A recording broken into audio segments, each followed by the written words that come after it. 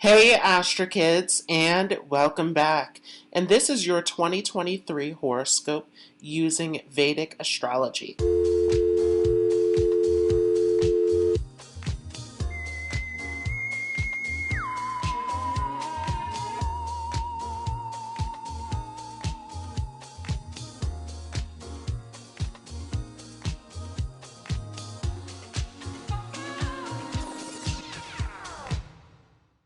Just a quick disclaimer here that this is going to be according to Vedic astrology, which is using the sidereal zodiac. So if you're not familiar with what your sidereal moon sign or ascendant sign is, make sure to check out my free calculator down below in the description so that you have the correct information. Also, this horoscope will be according to your moon sign or rising sign.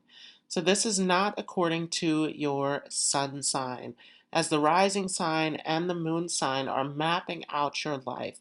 In particular, the rising sign is mapping out the lessons and experiences that you are going through, where the moon is mapping out your life according to how you are perceiving it, how it is happening within your mind, how it is making you feel internally. So these are the most important points to read your chart from. If you want to go deeper to understand how your chart actually plays out for you, actually getting into the planets, how they're aspecting one another, different transits, how they're impacting your life, the dasha periods that you're going through, all of these different factors, make sure to check out my brand new website where you can book an appointment with me. So, stepping into 2023, we will see a lot of major changes happen. But in particular, as we are coming into January, we will see Saturn shifting its position. So we've been in this 2.5 year cycle now of Saturn and Capricorn. But Saturn will be stepping into its Mulitricone sign of Aquarius. And this is a very powerful position.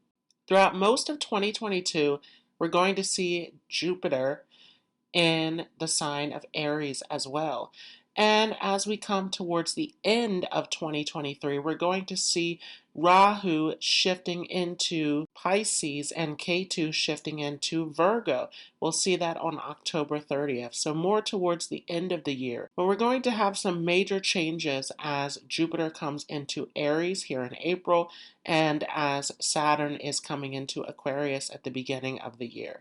So this is a huge year that is all about moving ahead, all about making some major changes and decisions, about having the confidence to go for what you want.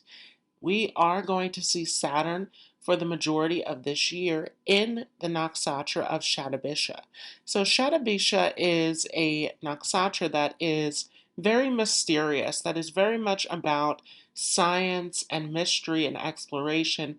It is a very intellectual nakshatra that likes to learn, that likes to delve into the mysteries. So this is a great time for anyone who is into research, anyone who is wanting to learn, wanting to get into their studies.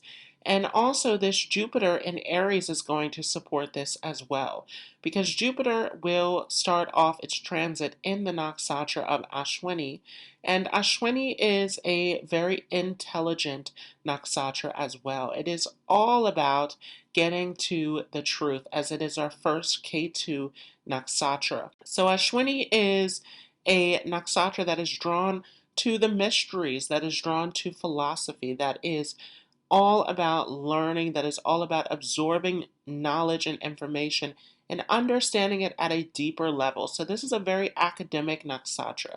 And so Jupiter is going to do very well as it comes into Ashwini, as Jupiter is again about knowledge, about learning, about travel. Ashwini also is a nakshatra that is all about adventure as well. So it is also akin to traveling. And we're going to see traveling is a theme as well, as Rahu comes into Pisces for some of you. As Pisces is about foreign travels, it is about isolation, spirituality, and so all sorts of long distance travel, whether that is foreign or whether that is happening on a deeper level as far as spiritual journeys and delving deeper. So this is a very interesting year that we are coming into with all of these different moving pieces here. K2 in Virgo is a bit of a tricky position as it can give us some perfectionistic tendencies wherever this is placed in your chart.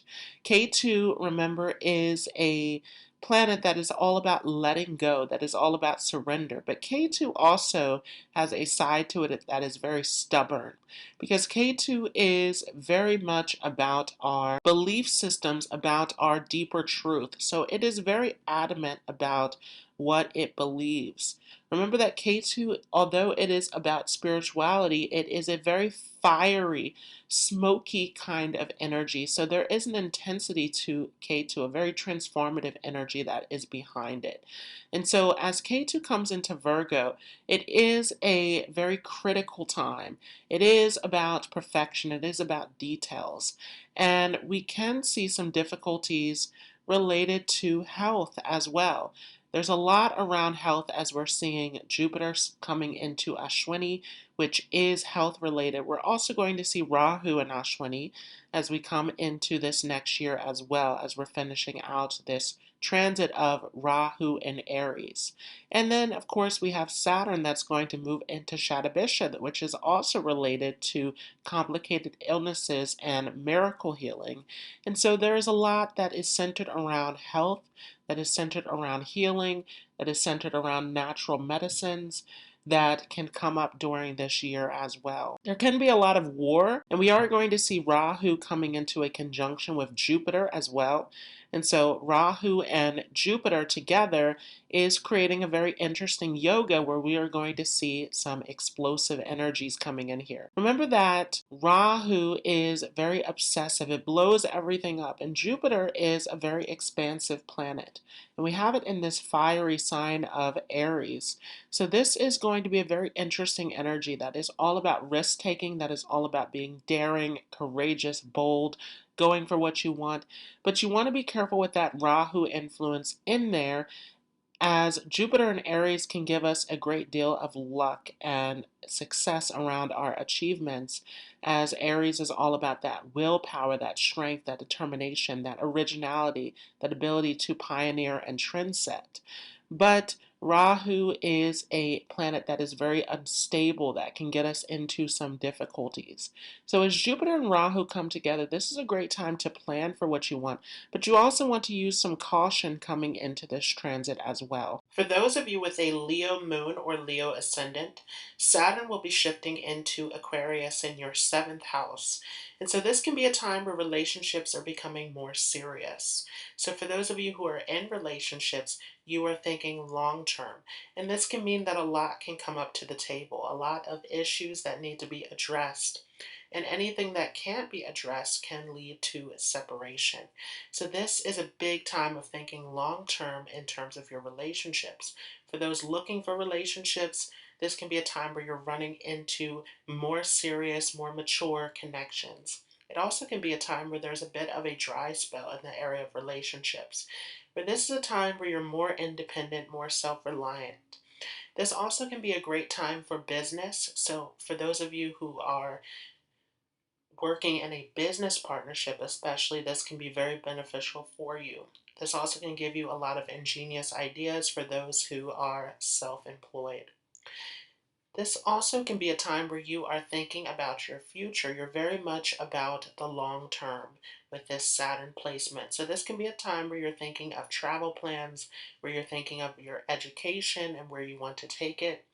For many of you, education will become more challenging. So this is definitely a time of seeking out the advice and assistance that you need in those areas of education.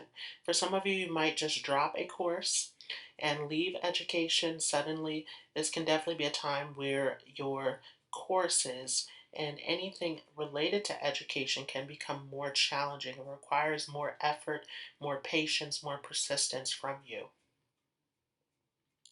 This also, though, is going to directly affect you because Saturn is going to be in opposition to your 1st house. So again, this is going to make you more future oriented, more about the long term, more about the stability and the stable results that you want to see in your life. And so this can definitely give you more of a serious tone. This could make you more introverted, more cautious, more organized, where you are on top of everything. You have a plan of where you want to go at this time.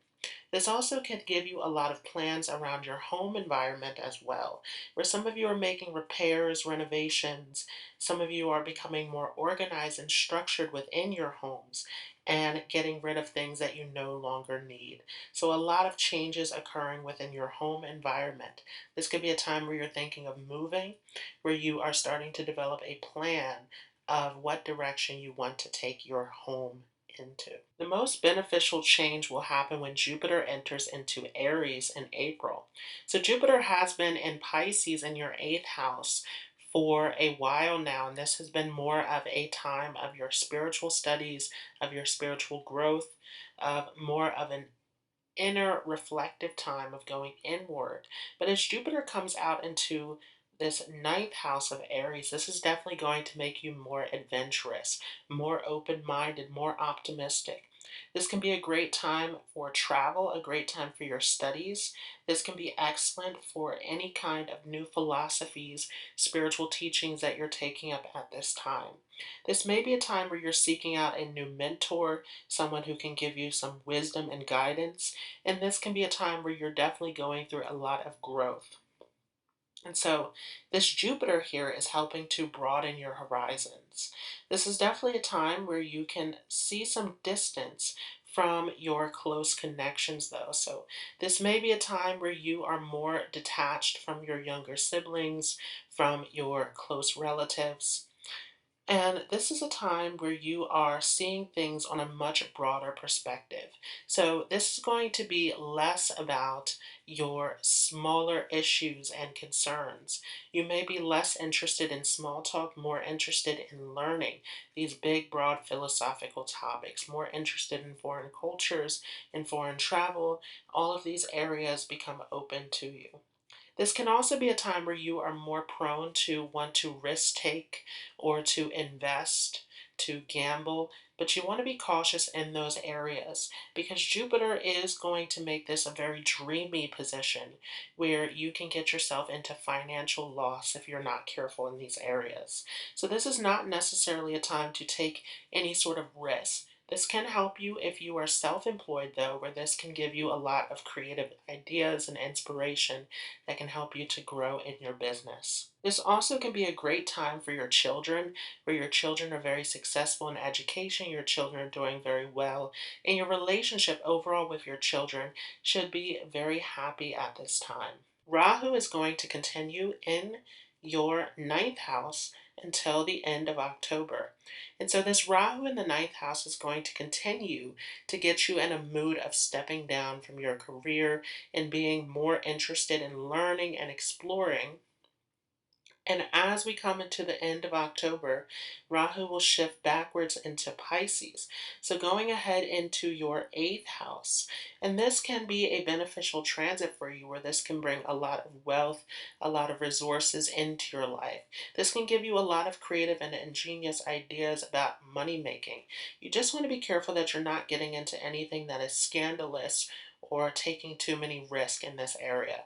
But ultimately, this can give you new ideas about multiple income streams, about different ways of gaining resources. This also can bring inheritances, deaths in the family to the table, where there can be some wealth coming from the family as well. You want to be careful about how you're speaking at this time. Also, with K2 there in your 2nd house, this can make your speech very aggressive, very intense. This is a time where you are sort of just saying whatever is on your mind.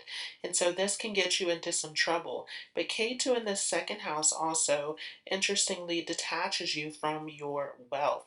So you can increase your wealth, but you also can feel a distance or detachment in this area.